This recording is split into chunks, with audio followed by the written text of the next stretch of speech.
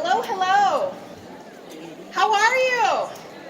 Good. Oh, no, that's not good enough. How are you? Now you gotta be louder, louder. Come on. Yes. Are you guys ready for this cosplay runway? Cannot tell you how excited I am. My name is Cheryl Sloboda. I'm from So Much Cosplay. We are a company that makes awesome cosplay. We feature awesome cosplayers.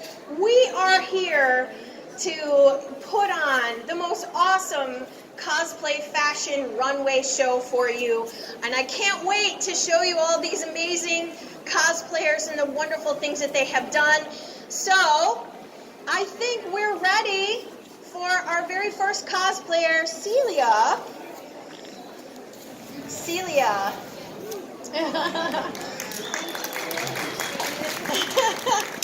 This is Celia Ziegler. She is cosplaying Duchessa Evangeline Vincere of Venice. Celia has been cosplaying for over 15 years and now is pursuing a career in costume design at UNG, as well as managing a business with her mother, who taught her to sew. Hedda is also joining us as well. So thank you, Celia Ziegler. Yeah. And we're going to do a big parade at the end. All right, Hedda Ziegler. Hedda is cosplaying the Duchess Louise of Cornwall. Hedda's costume is inspired by the Tudors and the court of King Henry VIII. And her outfit took about a month to create, and everything was made by hand and well thought out. Even the jewelry, headwear, and accessories were handmade. They're very detail-oriented, as well as researching and creating these historical, accurate pieces. So this is Hedda Ziegler.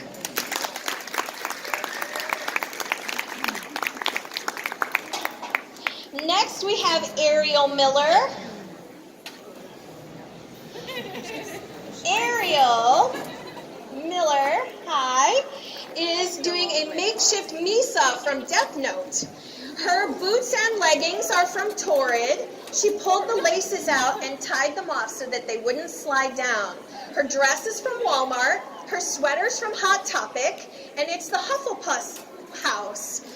Her scarf is from Kathy. She did the clothes changing event here on Thursday, so she bought that here at the show. So that is Ariel Miller.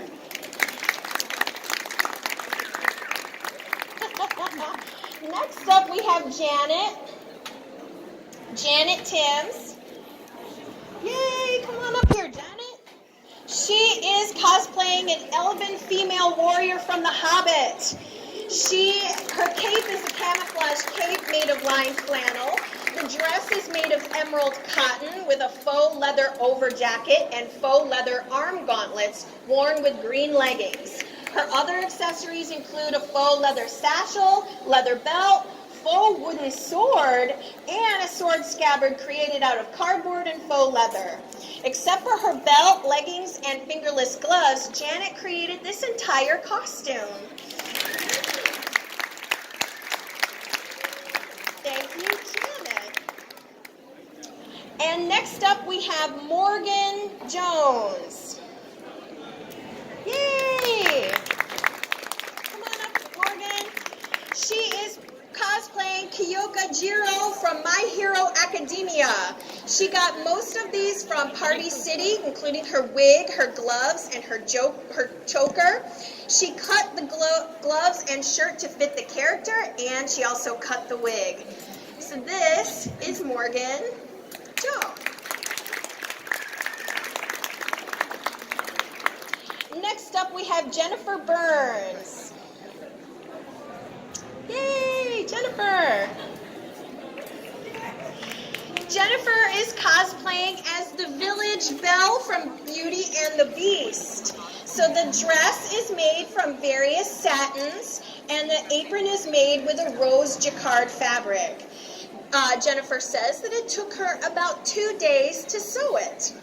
So this is Jennifer Burns.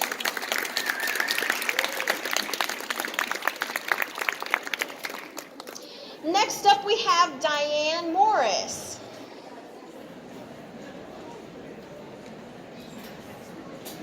Diane is cosplaying Cora Mills. Cora is the character from the TV show Once Upon a Time. She's the evil mother of the evil queen, Regina, and is modeled after the Red Queen of Alice in Wonderland fame. Her costume is constructed of Dupioni silk, window pane taffeta, and embroidered shears. It's embellished with over 300 pearl beads, which were individually sewn by hand. So much attention to detail is required for a TV replicated costume. Hours of online research, including hundreds of images. Several patterns were Frankenstein together to achieve that proper look. Hand sewing the beads took approximately 20 hours.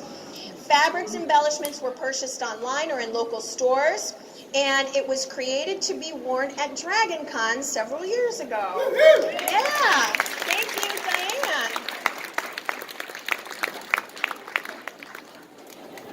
Diane. Next up, we have Erica Bristow.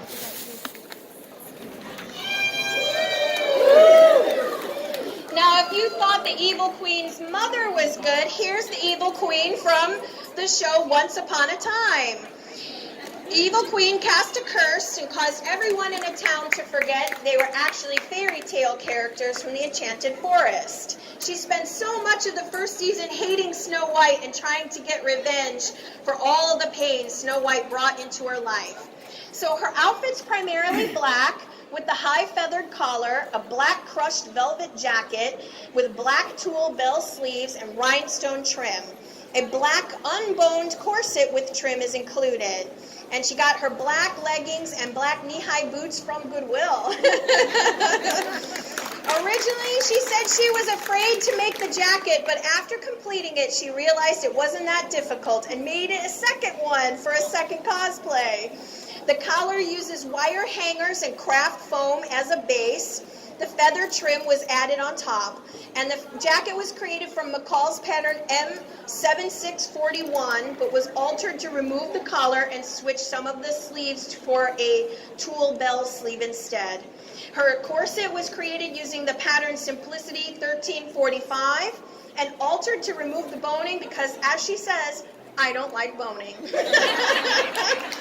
The belt was recreated using a belt buckle detail and black ribbon with a Velcro closure in the back. So this is Erica Bristow.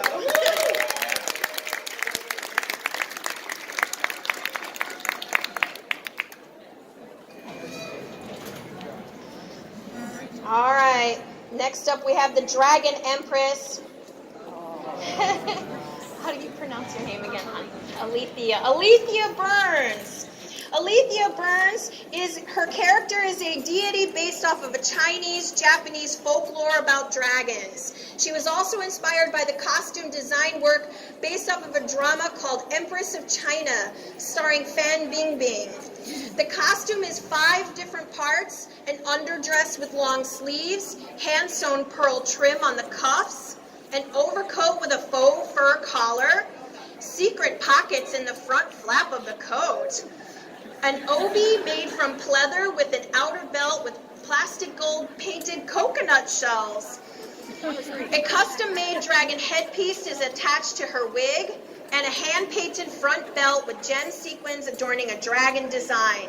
Her train with hand-painted details and stenciled cranes adorned with flat-back pearls and a corded trim. Her costumes constructed from 3 different patterns. Her faux fur stole was used as a band from the top to imitate a dragon's fur collar. She also carefully glued gems and sequins to the front belt and also used those 3 coconut shells with gold rub-and buff. So how many of us have used that stuff, right? The dragon head is made from a pattern designed for an American Girl doll. But it was enlarged on a printer and cut out from vinyl placemats and painted. She added a plastic ornament, painted it gold, and then her whiskers are plastic tubing. How about that? The train, she used a crane bird stencil glued flat back pearls to it, and the rest of the train is hand drafted and used with fabric paint. So Alethea Burns, thank you so much.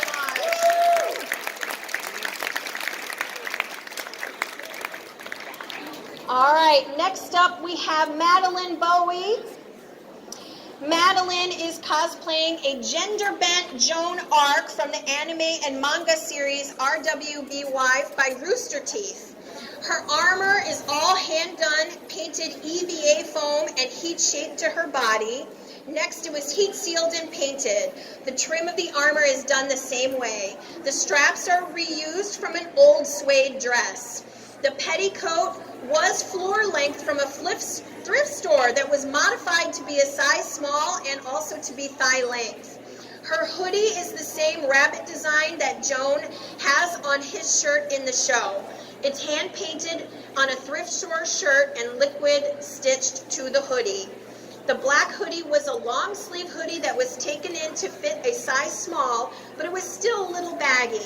So the sleeves were cut off and hemmed to make a short hoodie.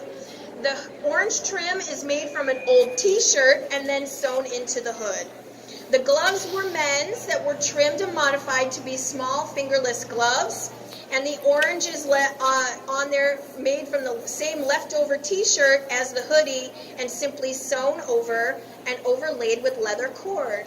So this is Madeline Boies as gender bent Joan Arc.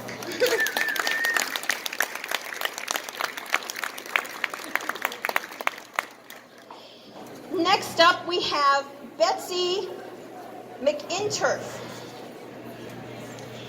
Betsy is cosplaying Maria from Assassin's Creed movie. She is, in the movie, an assassin in 1492 Andalusia. The costume is handcrafted. The corset was adapted from a pattern, but the remainder of the entire costume was created from scratch. The embroidery and all the beadwork is done by hand, as are her props, and her cape was hand-dyed. This is Betsy.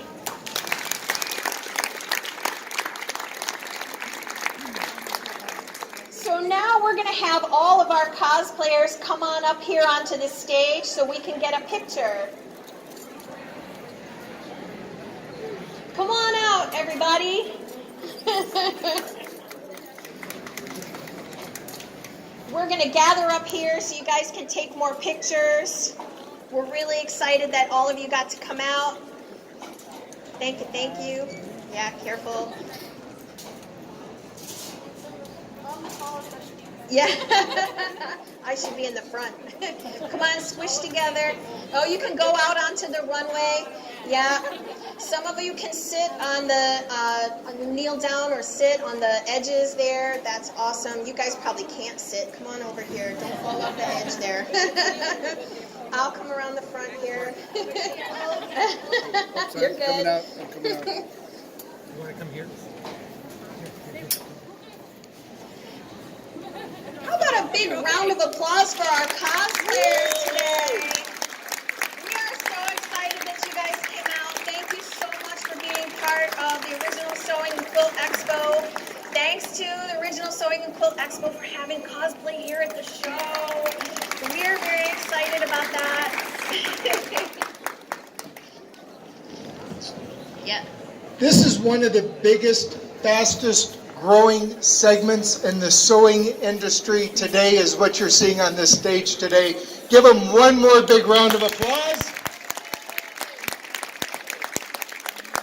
How many of you here have been to Dragon Con here in Atlanta? Yeah. If you love sewing, some people are like, oh no. I stayed away from it for years. 90,000 people this past year at Dragon Con in Atlanta. The parade, it's one of the biggest events Atlanta has. If you appreciate sewing, come to this show. It is amazing. Next year, this group is going to be 2 to 3, 4 times larger. Cosplay is an amazing thing. If you're not into it, get into it. It's a lot of fun. Thanks for coming out and supporting it. Okay. All right, we got one last. Thank you, Brent. And I want to say thanks to Cheryl Sloboda from So Much Cosplay for moderating for us. Thank you. And our crew, amazing. Someone's taking home the 3D printer and the cutting tools. So let's pull a winner in there. Close your eyes, reach your hand in the bag. You guys are all winners, but Celia Ziegler. Celia, you're taking home the 3D printer tonight.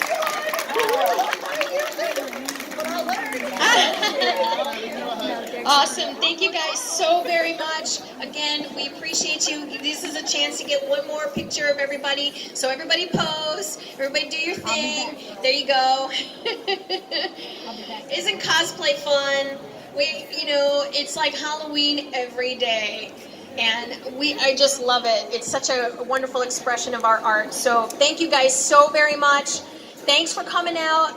And thank you for all of you guys coming out and supporting it too. So thank you so much. Next year the prizes are going to be bigger. It's just going to grow. So tell your friends, tell everybody, thank you.